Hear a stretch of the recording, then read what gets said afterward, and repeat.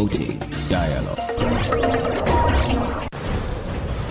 It's midday in Dakar, 1 p.m. in Lagos. Good afternoon and welcome to Newslink on West Africa Democracy Radio 94.9 FM and online at wadr.org. First, our top stories.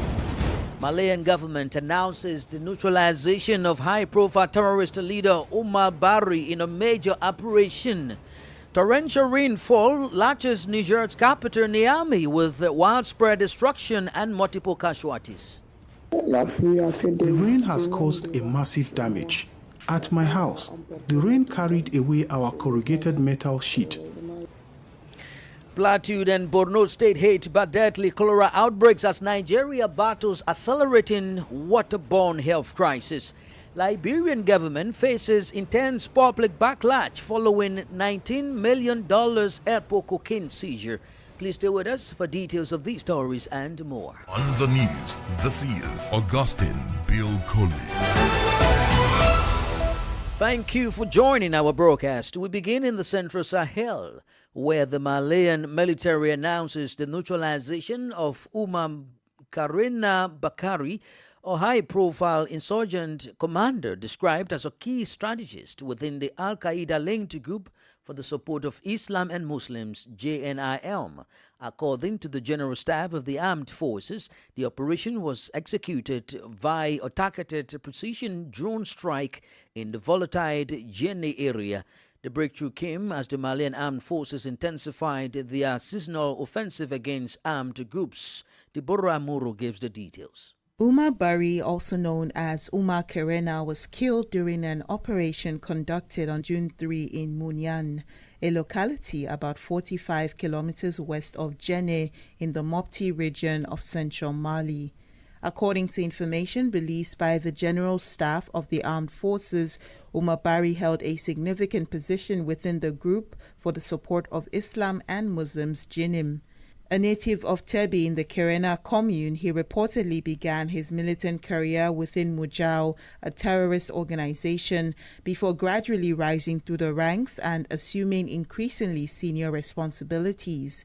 In its statement, the military said Bari notably led operations in the Serma area before coordinating terrorist activities across several sectors covering the regions of Sikasso and Kutiala, as well as parts of neighboring Burkina Faso. The statement adds that his role in structuring and coordinating armed networks made him one of the key figures in the terrorist apparatus operating in the region. The killing of Umar Bari comes amid an escalation of military operations targeting terrorist armed groups.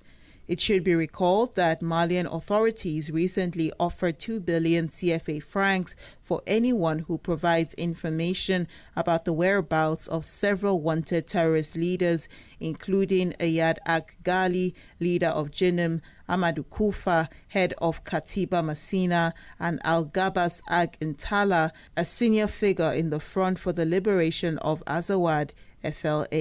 A report filed by Bamako correspondent Aliyu Cham and voiced by Deborah Amour. We turn to Guinea now, where the UN Under-Secretary General for Peace Operations, Jean-Pierre Lacroix, met with transitional authorities to evaluate emerging regional security challenges.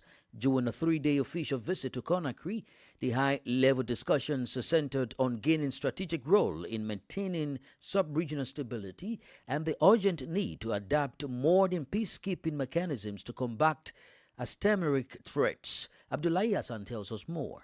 As security challenges continue to affect several countries in West Africa, the United Nations says it wants to deepen cooperation with states involved in peace efforts. It is within this framework that the UN Under-Secretary General for Peace Operations traveled to Conakry. After his meetings with Guinean officials, Jean-Pierre Lacroix praised Guinea's contribution to UN peacekeeping missions and said the visit was also intended to explore new avenues for cooperation. Guinea has done a lot for the United Nations in general and for peacekeeping in particular. Guinean peacemakers have paid a price as well, a price for some of their lives, and I would like to pay tribute to them, to pay tribute to their sacrifice. And then, of course, the other object of this visit is to see what we can continue to do together, how to pursue our cooperation and develop it. For the Guinean authorities, the partnership should continue to be strengthened in support of regional stability, according to Foreign Minister Morisanda Kouyaté. Guinea and the United Nations is a long history, but a good history as well. The place of Guinea, since our admission to this multilateral organization, we have had contributions from both sides, one for the other. Through the meeting, Guinea and United Nations reaffirmed their shared commitments to strengthen conflict prevention mechanisms and continuing efforts to promote peace. A report from Channel Alpha Ibrahim Mbalde in Conakry, presented by Abdullahi Hassan. We apologize for that abrupt ending. Elsewhere in Nigeria, health authorities are intensifying emergency measures to contain a fatal cholera outbreak in Borno State, Plateau State, in north-central region of the country, that is now fighting its own expanding cluster. Health officials have confirmed 5 deaths and 11 laboratory cases within the states. The rapid dual state spark has raised urgent national alarms over the accelerated spread of waterborne diseases across Nigeria as the annual rainy season gathers momentum. Usma Umar reports. Health authorities in Plateau State say 11 cases of cholera have been confirmed, while 5 people died from the disease in Mangu local government area. The outbreak has also resulted in more than 50 suspected cases across affected communities. According to the Plateau State Commissioner for Health, Dr. Nicholas Bamlong, the confirmed and suspected cases were recorded in Pushit, Mangu 1 and Mangu 2 communities. In response, the state government has deployed additional rapid response teams to affected areas, expanded treatment and isolation facilities, and procured essential medical supplies, including diagnostic kits and intravenous fluids. Authorities have also activated an incident management system to coordinate emergency response efforts and prevent further spread of the disease. Cholera is a highly infectious disease spread through contaminated food and water and is often linked to poor sanitation and inadequate access to clean water. Public health experts warn that with the onset of the rainy season, communities must strengthen hygiene practices, ensure access to safe drinking water, and seek immediate medical attention when symptoms appear. Usma Umafied, that report. Still in Nigeria, fresh security concerns are emerging in the northeast after suspected insurgents launched a deadly raid on the historic Chibok community in Borno State. Local sources confirmed that the attackers killed 1 resident and partially destroyed a school facility before withdrawing from the area. The latest incursion has renewed deep anxieties regarding the safety of education facilities and vulnerability of the populations in a town that remains symbolic to Nigeria's long battle against insurgency. Our correspondent Yechenu Sasetu reports. Local sources say the attackers invaded the community, set a classroom block ablaze, and fled before security forces could respond. The attack has reignited memories of the 2014 abduction of more than 200 schoolgirls from Chibok, an incident that drew global attention to the insurgency in Nigeria's northeast. Security analyst Julius Gaya says poverty, unemployment, and limited economic opportunities continue to create conditions that extremist groups can exploit for recruitment. This whole problem we're facing is not just an insecurity problem, it's also the problem of lack of livelihood. We're also looking at the economic side of it. We're looking at also ungoverned spaces where people feel they've been neglected for so long, and then these terrorists and bandits have created their own form of governance. The incident comes just days after security agencies announced the rescue of hundreds of women and children from terrorist enclaves in Borno State, a development many viewed as evidence of progress in the fight against insurgency. Julius Gaya says authorities must strengthen intelligence gathering, invest in community-based security mechanisms, and improve collaboration between residents and security agencies to prevent similar incidents. The communities are placed in between the devil and the deep blue sea, if you will. If they fail to provide provide the information, they'll be targeted and killed. Providing that information gives them some form of relief from these insurgents. And so it begs the question, if this is the situation, what are we doing to ensure that there's enough boots on the ground such that when these communities provide this intelligence to security agents, they do not suffer any repercussion from the bandits? The latest attack also raises fresh concerns about education in conflict-affected areas, with stakeholders warning that repeated assaults on schools could discourage attendance and disrupt learning. For WADR, Yechini Sasitu in Abuja. More stories coming up on West Africa Democracy Radio. Newslink continues. Well, let's take you back to the Central Sahel, this time in Niger, where devastating torrential rainfall lashed the capital Niamey throughout the weekend, leaving a trail of widespread infrastructure destruction and multiple casualties. The relentless downpours caused significant material damage across several flood-prone neighborhoods. The General Directorate of Civil Protection released its initial nationwide emergency assessment report following these first major rains of the season. Christopher Aticha completes the story. Floodwaters rose within a few hours, catching many residents of the Nigerian capital in their sleep. The material damage has been extensive, as described by Marafa Hadiza, a resident of the Sunuchi district of Niamey. The rain has caused a massive damage. At my house, the rain carried away our corrugated metal sheet and dropped it in our neighbor's house. Fortunately, there were no human casualties.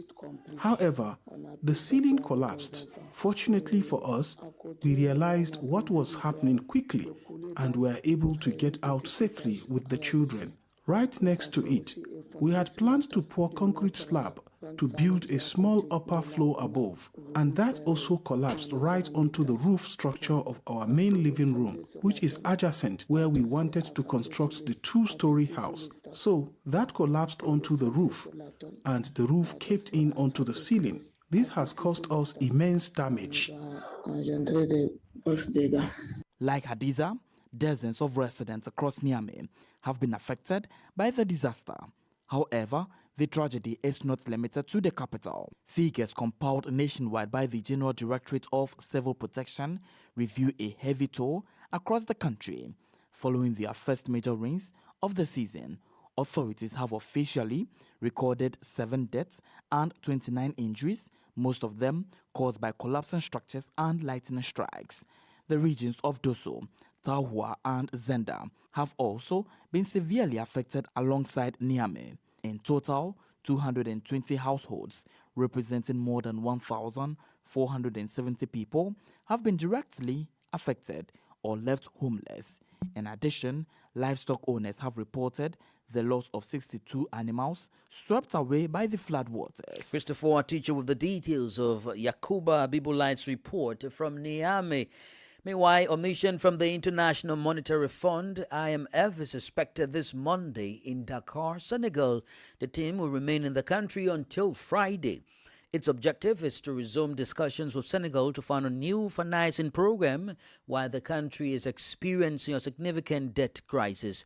The IMF delegation is led by its new head for Senegal, Mercedes Vera Martin. She is accompanied by several economists. The objective of this visit is to resume discussions with Dakar after more than 4 months without exchanges. The international financial institution will have to verify certain figures, such as the real level of public debt estimated at 132% of GDP, but also the corrective measures taken by the Senegalese state.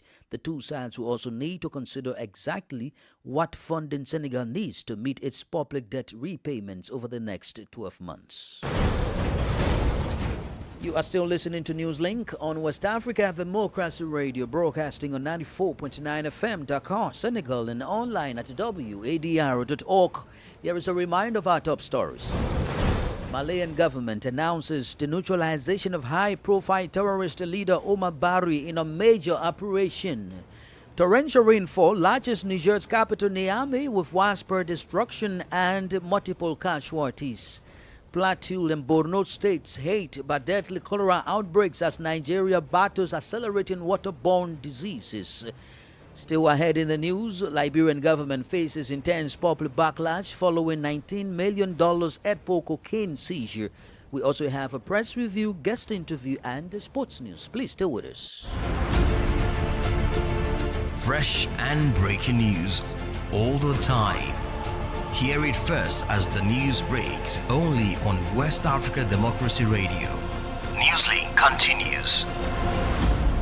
Thank you for staying with us. We are streaming live on YouTube at WADR and on Facebook, WADR English Service. Let's now take you to Liberia as the country faces intense public pressure following the seizure of 233 kilograms of high-grade cocaine valued at more than 19 million United States dollars at the country's international airport.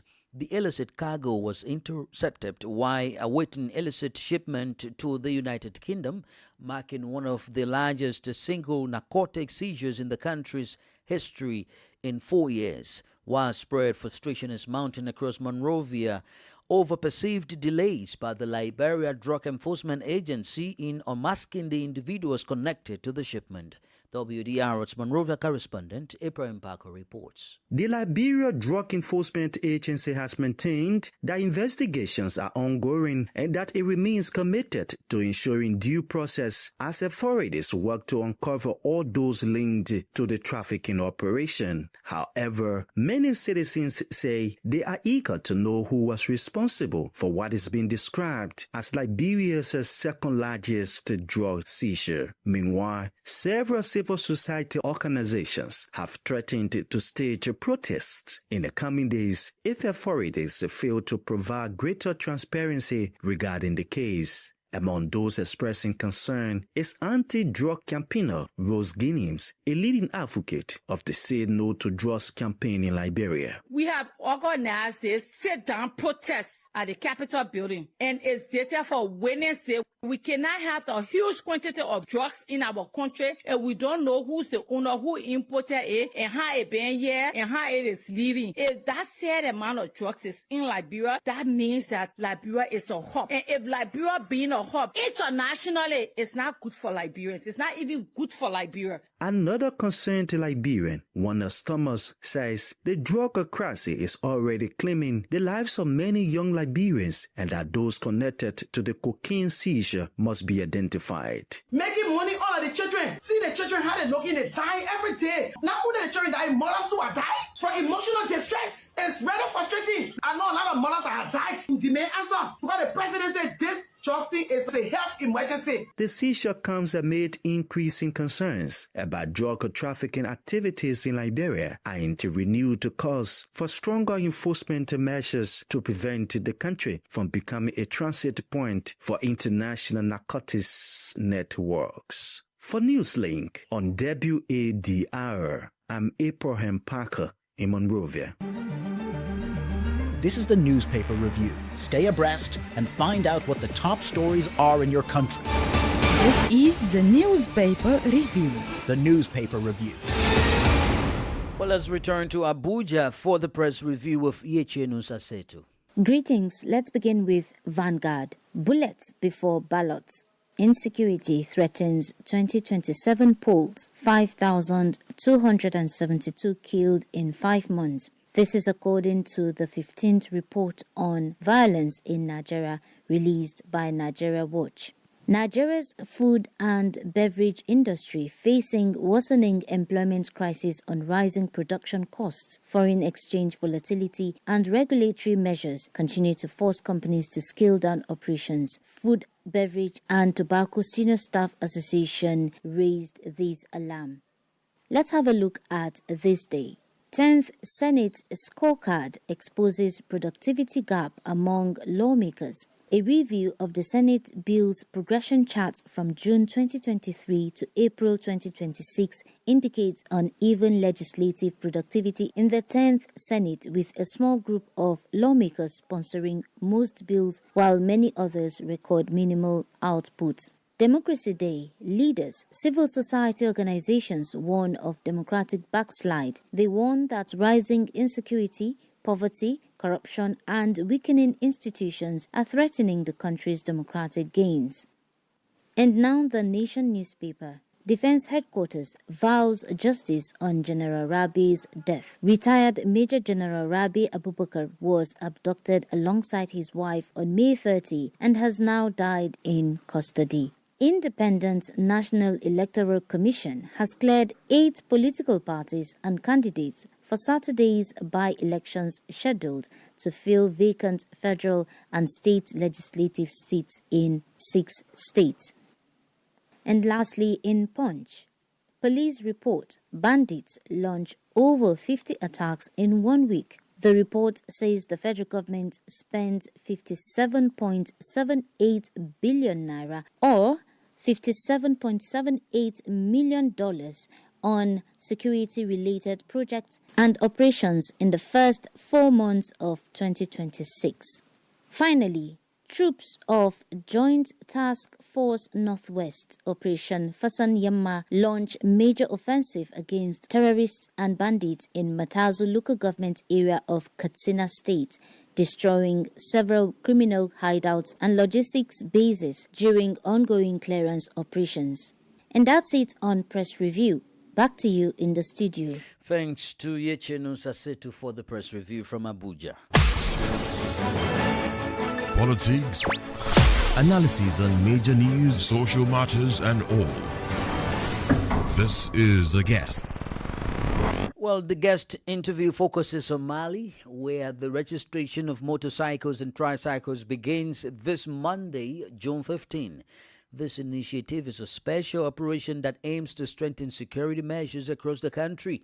According to authorities, owners of vehicles currently operating without license plates must go to specific centers across the country to register their vehicles. For the Forum of Civil Society Organizations in the Bamako district, this operation is certainly beneficial, but the Malian government should review the fees. Our guest is Aminata Touré, Vice President of the National Council of Civil Society of Mali. She explains the organization's position on the matter. Well, in my opinion, this is something that already existed in the budget codes, because in local government codes, there must be taxes on motorcycles, bicycles, among other things. So registration is also normal. I work for an NGO, and I know that when we pay for motorcycles, we clear them through customs and we get the motorcycle registration numbers. Malians in general don't do it because perhaps people don't understand. There hasn't been much awareness raising about it, or perhaps people don't have the means to do it. But I don't think it's a matter of means. So that's in terms of public finances. It will be implemented in the budget code.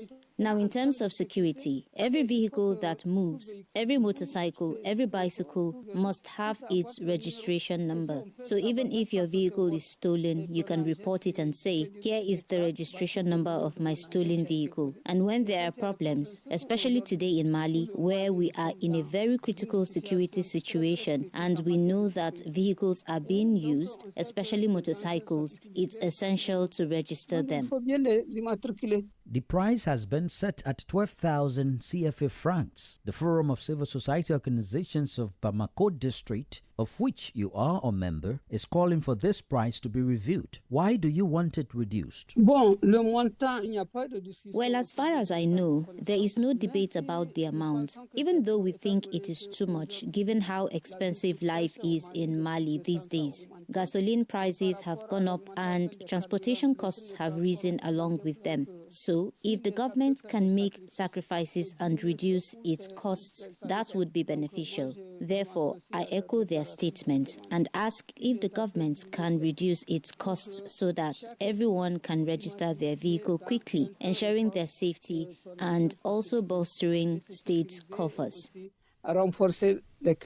Several centers have been established across Mali. Some say 28 to facilitate the registration and licensing of vehicles. Meanwhile, what should the Malian government do to convince users of these motorcycles and tricycles to adopt them? Bon, l'État doit s'associer avec la société civile. Well, the government needs to partner with civil society to raise awareness because we're closer to the communities. We have many meetings and consultation forums where people can communicate easily. I also know that the government has collection centers and revenue offices in every municipality responsible for collecting funds. And regarding vehicle registration, the transportation services also handle it at the regional and district levels. So, what's possible is for the government to strengthen awareness campaigns and disseminate information not only through local radio stations, because that broadcasts everywhere, but also on television, not just Malian state television, but also private channels that people watch very often. Therefore, the government should use all these communication channels. Well, that's Aminata Toure, Vice President of the National Council of Civil Society of Mali. Of course, the heat is on, and we are talking about the World Cup heat 2026. Right, in the sporting world so far, several national teams at the ongoing FIFA tournament taking place across the U.S., Canada, and Mexico are having grand opening matches, while others leave room for speculations. Germany defeated Curacao 7-1. Imagine that. Tunisia lost to Sweden 5-1. That's an African country loss in, I think, so far. But Morocco drew against Brazil 1-1. And Cote d'Ivoire, as well as Ecuador, well, Cote d'Ivoire won Ecuador 1-0. And that's an interesting news that we should be celebrating even in West Africa. And that goal was scored by Ahmed Musa in the dying minute. But there are other games coming up, but I have Abdullahi Hassan right here in studio with me. I was waiting for you to introduce me because it appears I'm very excited, and you should be excited for all reasons, because at least we now know that Cote d'Ivoire becomes the first African country to register victory so far in the ongoing tournament. But of course tonight, like you rightly stated, Cape Verde plays against Spain, and of course Egypt will take on Belgium, and Saudi Arabia locks on with Uruguay. What do you make of West African team, Cape Verde, taking on Spain? Especially looking at it's been a while, if not the first time at the World Cup or so. Surprisingly, I kind of have a lot of optimism, because from the last game, even during the AFCON, you can tell right now that a lot of supposed underdogs are really making a heavy comeback. So there is no small team so far. It's a game. You never know what to expect. It's unpredictable. So expect the unexpected. That's right. Any other game coming up tonight you want to talk about? Well, we'll be looking at also for Egypt. And I mean, this is one strong team. Also, looking at past records, we hope to see what that will be like. But now you also have Saudi Arabia with Uruguay. And I mean, so far, looking at social media buzz, there's a whole lot more of expected playoffs from the Uruguay national team. Well, one of the most debated innovations of the 2026 World Cup is the introduction of cooling breaks. Players now stop for 3 minutes midway through each half. Officially, FIFA says the measure is designed to protect players from heat and humidity, but beyond hydration, some critics see as a business opportunity. What do you say about that? Well, that's because many believe these breaks are primarily creating new advertising slots, especially since they'll be implemented in every match, regardless of weather conditions. Again, regardless of weather conditions. So this controversy began early as the opening game between South Africa and Mexico. Thank you so much, Abdullahi Hassan, for the latest in the world of sports. Many thanks for having me. And that brings us to the end of this edition of Newslink on West Africa Democracy Radio 94.9 FM, Dakar, Senegal, and online at wadr.org. Many thanks to you for listening, and special thanks to Mustafa Sek and Joacino Capagomis for the technical assistance. I am Augustine Curley. Good afternoon. We thank you for listening to Newslink in Nigeria on Love FM Abuja and Darling FM Owerri. In the Gambia on Hot FM Banjul, Hilltop FM and Veritas Radio in Serekunda. Thank you for listening on Alternative Youth Radio Lofa County, Liberia, Radio Kegaman in Nimba County, and DCN Radio Riverses County. A big thank you to Radio Graft FM in Sierra Leone for listening, and in Ghana we thank Radio Pad in Damango and Royals FM in Wenchi. Thank you all for listening.